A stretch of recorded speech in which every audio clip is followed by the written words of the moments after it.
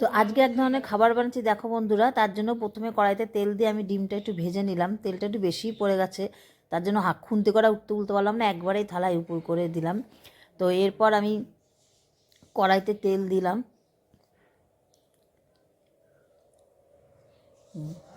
তেলটা দিয়ে দেখো কালো জিরে, কাঁচা লঙ্কা, পেঁয়াজ এসব আমি ফোড়ন দিচ্ছি একে একে।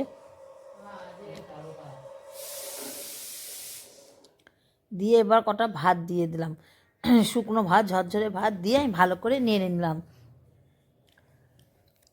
এবার একটু নাড়াচাড়া করে লবণ দিয়ে দিলাম।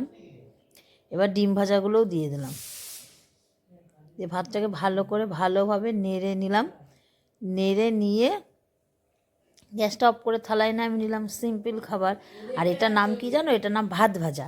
এরমভাবে খেলে বেশ টেস্ট লাগে। তোমরা একদিন করে দেখো, দেখো কেমন হয়েছে।